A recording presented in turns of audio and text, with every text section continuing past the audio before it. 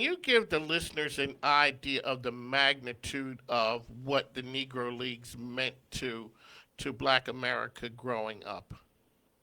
Oh, it was, back in those days, and you took the 1920s, 30s, and 40s, it was huge. It was a second largest black-owned business. We had some of the greatest entertainers in baseball. You talk about a guy named Rube Foster. He was a mastermind behind the whole Negro Leagues.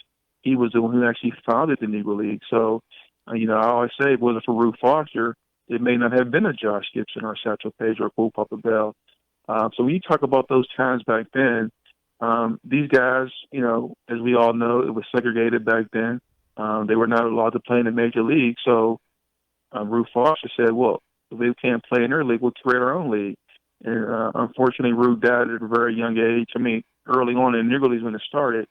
And then Gus Greenlee, who owned the Pittsburgh Crawfords, got involved and came with the Negro National League. So these guys, I always say they were before their time businessmen. They were very smart, very ambitious, very well respected in the communities. And these guys wanted our guys to play baseball. And unfortunately, in 1947, when Jackie Robinson broke the color barrier, a few years later, the Negro Leagues had died. Yes, it did. And so the idea that people thought that Jackie Robinson was the player to go because he was the best player. Talk a little bit about the mindset of how Jackie Robinson went and the players before him who were even bigger stars than him, Josh Gibson being one of them.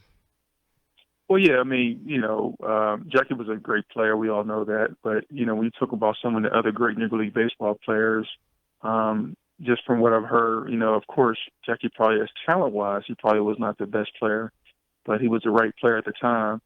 Branch Rickey, when he took Jackie, you figure Jackie had the military background. He was involved. I mean, he went to college at UCLA, and he had a lot of things going towards him that a lot of other Negro League baseball players didn't have, education and the military background. So, for him to select Jackie first, it was a great honor.